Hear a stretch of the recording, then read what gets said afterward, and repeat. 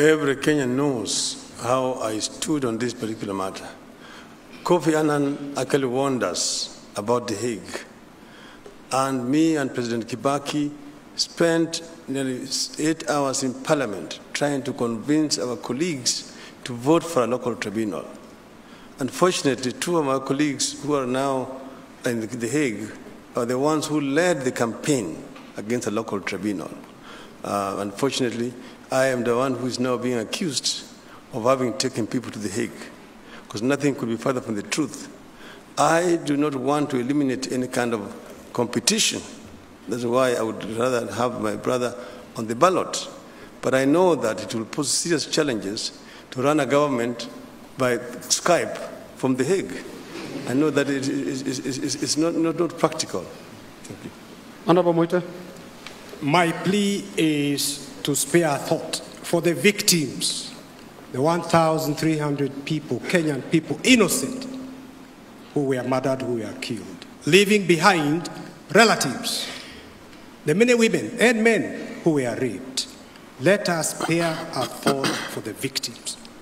Let us also agree that we cannot continue with a culture of impunity. But having said that, the way to tackle the issue of impunity is to go to the highest levels where it is to be found. And I must say that as a lawyer, having read the Rome Statute, I know because the ICC cannot handle the cases of everybody or accused persons, jurisdiction is limited to those holding the highest responsibility. A Safina government would revisit the issue of jurisdiction. The Honorable Uhuru Kenyatta, and he has not asked me to hold his brief, was not a presidential candidate.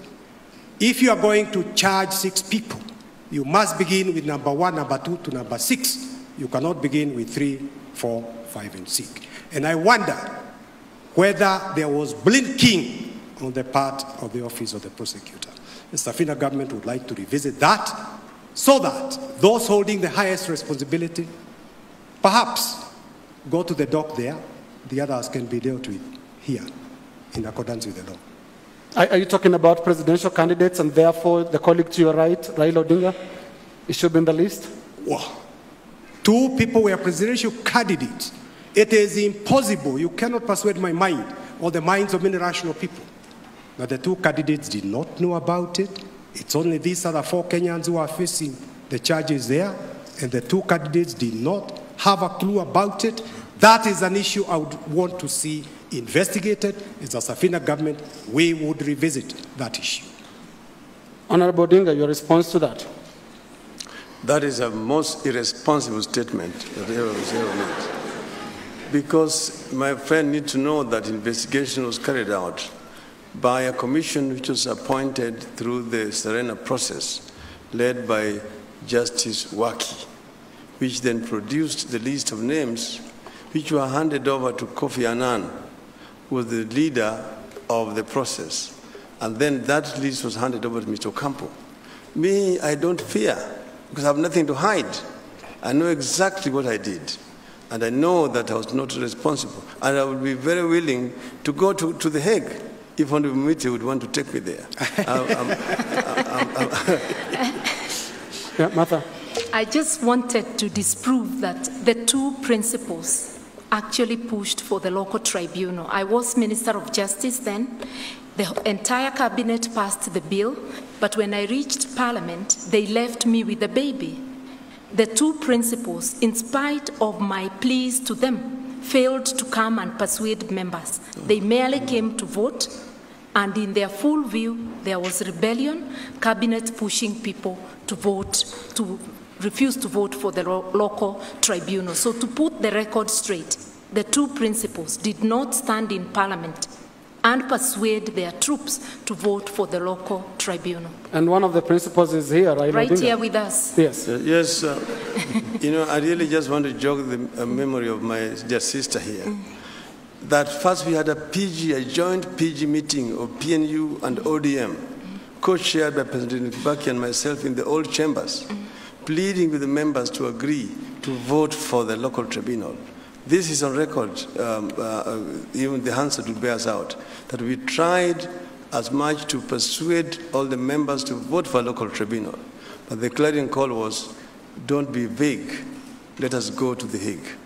Unfortunate. But Prime Minister, why is it very difficult for a lot of people to believe your position on the ICC question?